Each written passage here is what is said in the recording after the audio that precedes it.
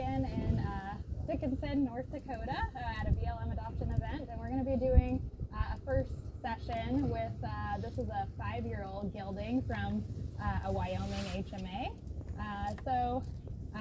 Again, we kind of talked about earlier, the first thing that I'm going to look for is his acknowledgement.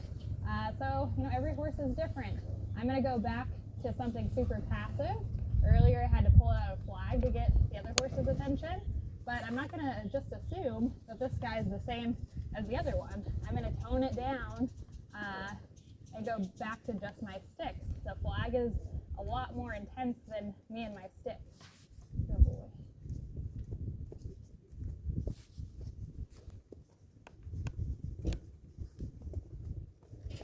Again, the first thing I would like him to learn is not to move around. He would be moving around anyway, just by being separated. Yeah, very brave. Good. So stepping back invites him into my space. I've worked a lot with wild stallions as well.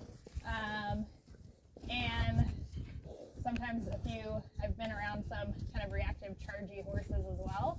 So I'm always reading his body language. If for some reason, at any point as he steps towards me, he felt chargy, I'm going to stand my ground.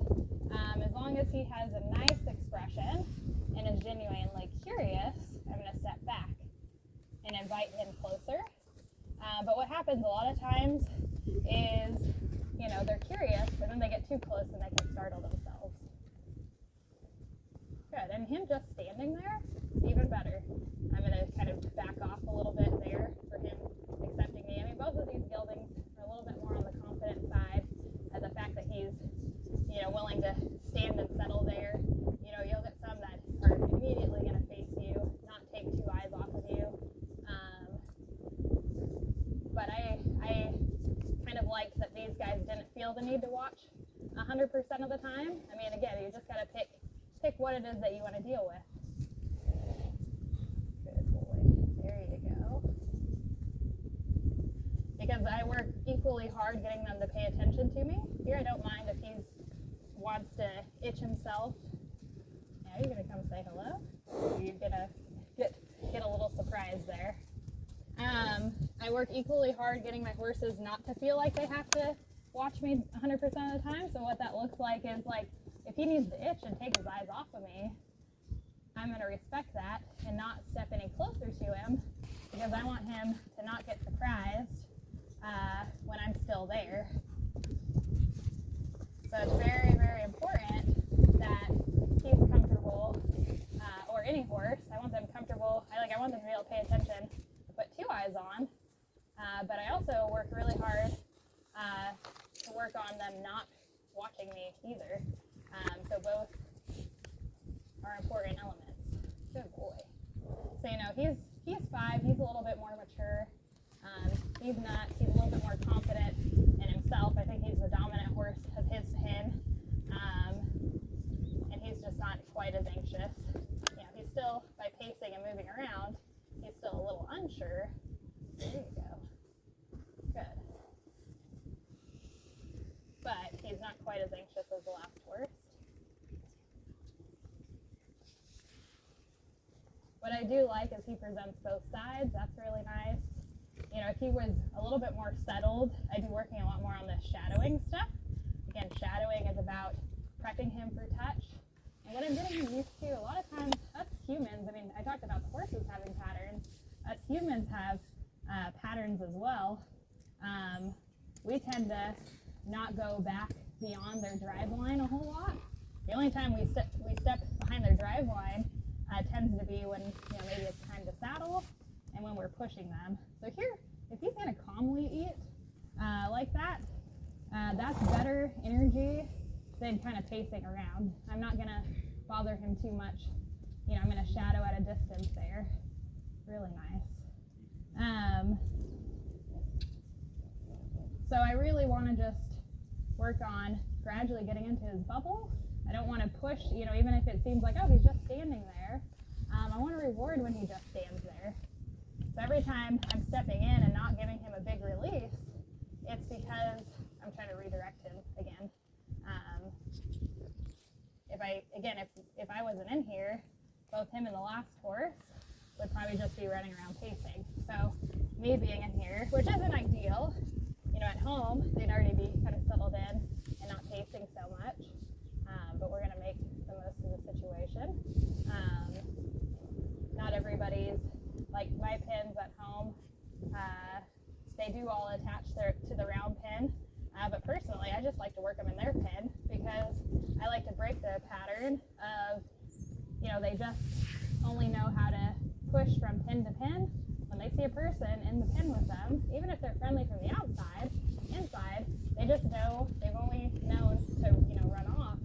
So I don't want to have to move my horses, you know, in the most ideal circumstance. I don't want to have to move them, you know, into the round pen to work with them. So I tend to, I like, you know, his head's low, so that could be kind of him trying to block me out, but he was still there. So I'm going to give him a release. Again, I'm actually trying to teach him to slow his feet down, a little bit opposite of, you know, some traditional horse training. I want him to slow his feet down because if he just stands there, again, that's going to be the easiest job he ever has. But, you know, I mean, you know, all practical thinking, if he just stood there, you know, we could walk up and halter him, right? Or, you know, go up and touch him. So standing is the first thing I want. But you can see by working on, you know, getting his attention, we're also teaching him a little bit about turning in and draw and things like that. It's just not my priority. My priority is he's calm and relaxed enough that he doesn't feel like he needs to move around. Right now he's not moving around because he's anxious about me. He's moving around because he's anxious about being separated. So again, this kind of rhythmic shadowing is just getting him used to the idea of stroking. As I'm getting closer to him here, I can actually be imagining, you know, that this is my hand touching him. I work with 2 sticks because we have 2 hands. We kind of talk about a stick being an extension of us. You know, so that means I'm less handicapped having 2 sticks, even if I'm only working one at a time. I like having the option to have 2. And when I pull my other horses out later to demo, my gentled ones, you guys can kind of see that in action. So I like that he's a lot calmer. I mean, both horses are really nice, but I like that he's a little bit more secure in himself. He doesn't feel quite as anxious, but he's not quite as interested in physically engaging. There we go, nice. I really like how he slowly kind of acknowledged me on that side. So I'm giving him a bigger release while he's looking and chewing there. I'll kind of pause because he was giving me some nice effort. Again, you know, attention is like a muscle. I don't want to push. You know, I want to strike a balance of, you know, asking enough that we get some progress, but not asking too much out of him there. Good boy. He seems a little bit more balanced just in being able to go side to side. Like, I haven't worked this side a ton, and actually this positioning where he's off the fence is ideal. When I shadow, how the pattern looks is it's almost like a V. So here would be the point of the V, and then as I shadow, I want to actually work on changing eyes. You know, of course, you know, his attention was somewhere else for a moment, but in the most ideal circumstance, I'm just going back and forth, working that V, and every time that they're, you know, a little bit better, I'm just tightening that V, and that's how we're going to get close enough to touch them. But, you know, a wild one, you just work with what they're presenting to you. So if he was really engaged, wanting to sniff, then I'd work on him touching the stick. If he's not super engaged, or he's being still here, I'm working on shadowing. So basically, I just try to set up, no matter what he does, I'm happy with what he gives me. So him, you know, not, you know, this is actually not a bad thing that he's saying, I'm not worried enough about you and your stick to feel like I need to touch. That's not a bad thing. Now, I don't want him to surprise himself because he hasn't actually touched the stick a whole lot. Here he's licking and chewing. I'm going to kind of give him a pause because he is trying really, really hard.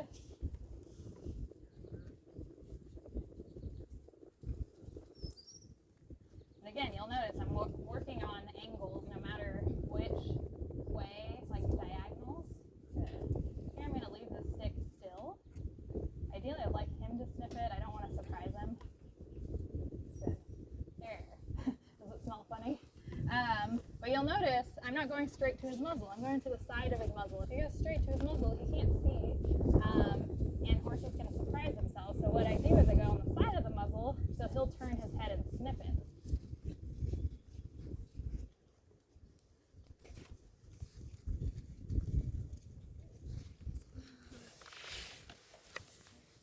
And I know a lot of people like the 2 eyes, but I really like to work 360 degrees around my horses. So early on, like I like that if they trust me enough to already be going to that blind spot behind them at a safe distance, he had 2 choices. Either he could move, where I could engage with him better, or he could let me cross eyes. Both of those were okay answers. I was happy with either of them. There he missed sniffing the stick for a release, so I'm staying with him, but I like that he's giving me this side. Again, both of the horses, this side was kind of the one that they were less confident with. Good. So there he's getting a little bit smaller release, but I would really like, if he would communicate by touching the stick, that's when I would like him, that's where I would give him a bit bigger of a release. Touching the stick is what I want to teach him, because that's prepping him for being touched. Good. There. Very nice. There, I'm going to give him a bigger release. I want him to get in the habit of seeking touch out. As long as he's still and being relaxed there, I'm going to give him a really, really big release. The moment he's getting worried and pacing, there's something blowing over there, so he's like, I don't know. That's okay. So the moment he's getting worried again, I'm going to step in so that his attention gets directed somewhere else. And distractions are amazing things. I mean, it's not wrong for him to be paying attention to other things, because again, that's him communicating that he's not that worried about me. Nice. You see how he really sought out that stick, that touch, because there was a big release last time. So every time he really calmly does that, I'm just going to give him a big release so that becomes, a little bit more ingrained pattern. When he gets a little bit more confident with it, then I can stay and hang and start stroking his face a little bit more. Now, not every horse is a big fan of their face being touched. Ideally, I like to start there, because when it comes time to touching their neck or the rest of their body, probably like head and withers are where I generally try to aim for. Face is most ideal because he can make contact and I can just slide the stick along his body. They can get kind of worried when they see something go to reach for them. So that's why I start with them engaging, making contact, and then I start stroking and sliding the stick along their body, because again, what is that doing? That's desensitizing one thing at a time. Good. They're desensitizing one thing at a time. I'm giving him a release there because that's a new spot. He was willing to, rather than turn and go back, he was willing to look and engage. But anyways, being able to reach out and stroke their necks, that's, desensitizing them to touch and sight. So I try as much as possible to break it down for them. The more we can break it down, then I know what it is they're bothered by. Because if I can ideally shadow as if I could touch, and I mean sometimes I'll literally, depending on where the shadows are, I'll literally be touching them with a shadow. This shadow's too far away to do it with, but I can visually teach that horse how to have a shadow touch them before they're feeling it. So then when I'm problem solving, they're being reactive to something, I can break down, okay, well, what was it they were reactive of? They were okay visually with the shadow touching them or with me being that close, but they're ticklish. So then that's when I'm going to think about, okay, maybe I need to get them used to touching their mane a little bit more, because they're going to be a little bit less sensitive on their manes than on their body. Again, wild horses, the only thing that's really touched them, besides a little bit of, they've been vaccinated, branded, and had neck tags on, the only thing else that touches them besides each other is bugs. So a lot of times, if a horse doesn't like to be touched, it can be related to them just being a little bit ticklish. Now there, he wasn't actually seeking the stick out, but he did happen to touch the stick as he turned, and it didn't he didn't have a bad reaction. So I'm going to give him a release on that. But it's not as big of a release, like all the way down to the other side of the pin. So I kind of gauge my releases based on, how big of a try the horse gave.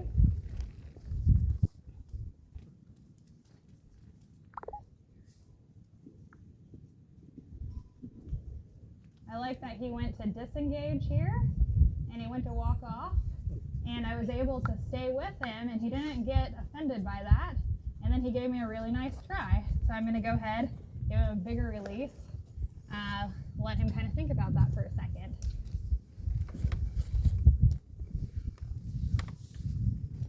And again, right now, he's just calmly checking things out. I like his state of mind right now.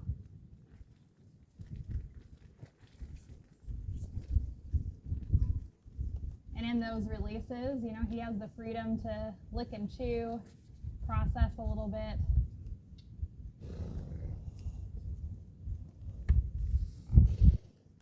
If he wants to nibble on things, he can.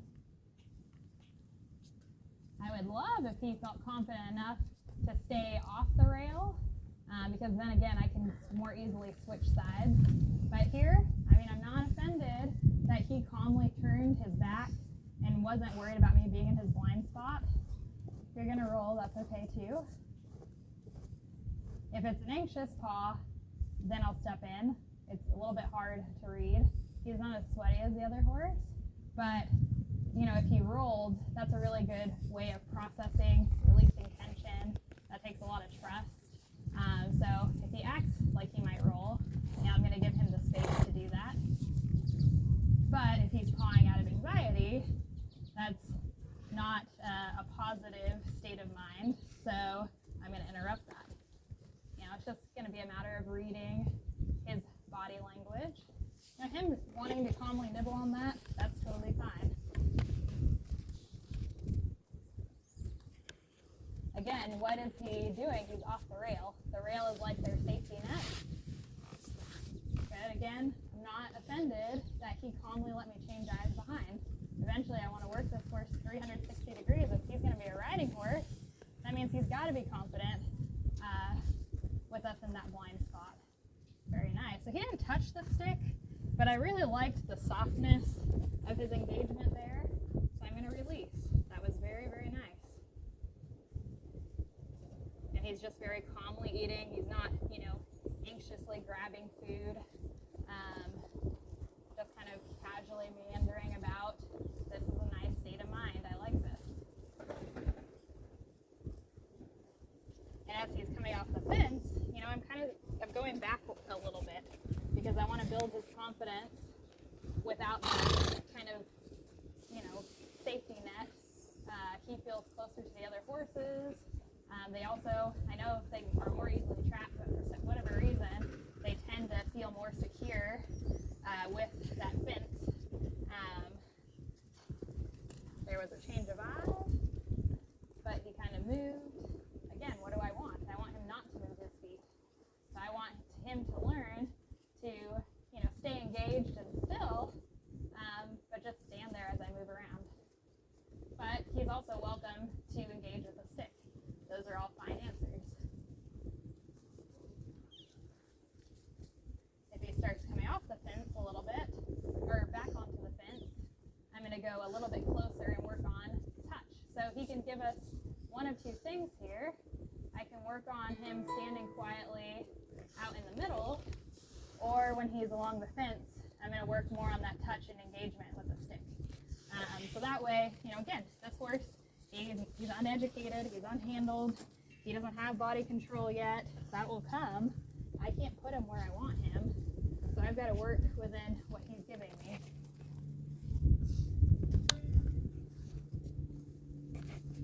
And right now, I just want him comfortable with me in his bubble. Eventually, I can ask a little bit more attention, Right now I want to reward his state of mind. State of mind when he does move, there's a nice curious look. His state of mind when he does move around, it's very calm and curious. So I'm not going to push him a lot this session because I like, there we go, good. Here I liked that I changed eyes and he was very calm and curious about that. Good.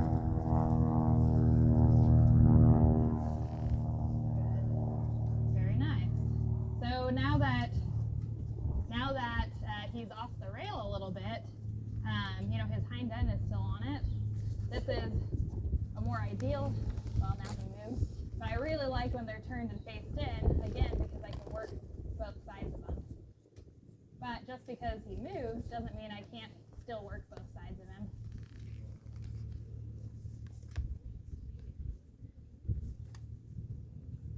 Again, when he goes to the rail, ideally I want to work on him sniffing the stick for a release.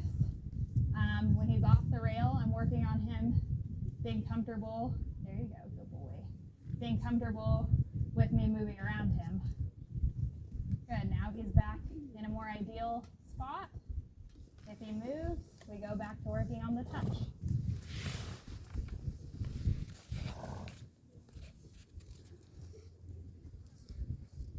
Oh, I know, it was behind your drive line there. Good. Probably where I'd like to finish, either he will let me move around him and stay still a little bit longer, or he'll let me stroke his nose. Either of those are good places to finish. And again, I'm going to leave it up to him and what he's interested in doing. If he wants to stay kind of on this rail, we're going to work on touch. I'd love if he reached and sniffed there on that side. Because now we're getting balanced on both sides. He's reaching out and touching on both sides. That's really nice. While he sniffs on this, on one of these next goes, I'm going to try to introduce the idea of stroking. But I've already been rhythmically stroking the air around him quite a bit. If my stick was too still, stroking while he's sniffing could surprise him. Again, I want to make sure he touches though, ideally. Sometimes they get so not worried about it that I have to be the one to touch, so I'm going to go ahead and, there we go. That was kind of both of us there. But I don't like that he kind of wandered away out of that. That wouldn't be a good one, the most ideal one to end with. Ideally, I'd like him to finish on some connection. But same thing, I'm going to finish with hay like I did with the other horse once I get him to a good spot. Again, I like in my approach here. If I try and touch him every time without a release, he's going to anticipate that. Here, if there was a noise, he wanted to go check that out.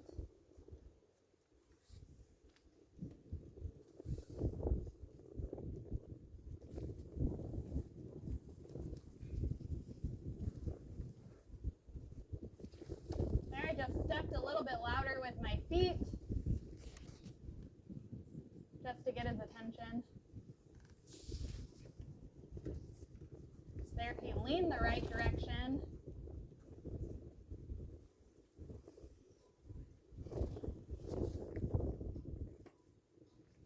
There we go.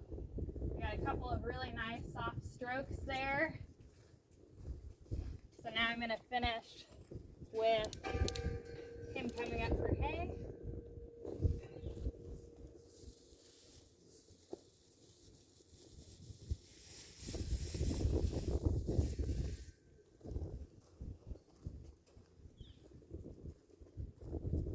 So again, I'm not going to walk directly up to him.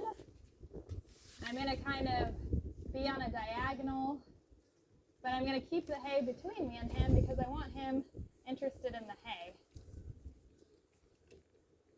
I'm going to kind of squeeze and crinkle it so that he hears it. He's not used to someone holding hay for him. Good.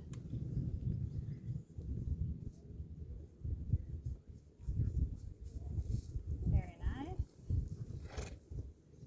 Again, because he's in a much calmer state of mind, he's, I'm able to keep his attention a little bit longer than the other horse.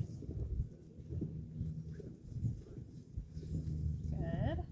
So you'll notice I'm still, when he's coming up, and when I step, I'm almost leaning back. He's like, there's someone hiding behind the hay.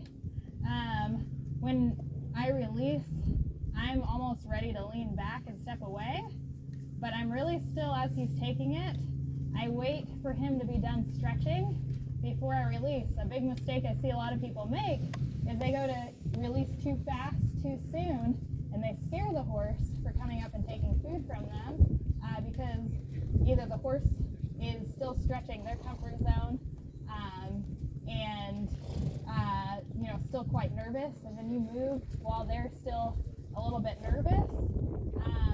So I'm really trying to, let him come up, let him be kind of already moving a little bit away. Like I wouldn't want to move here when he's trying to reach for the hay. I can step back and release there, and that's going to build his confidence up. If I move right here when he's kind of stretching and trying to figure out what he's grabbing, that's going to startle and surprise him. A really nice first session with him. We'll go ahead and put him up, and then I think I'll go ahead and grab my horses, do a little demo with them, and then just keep switching between horses.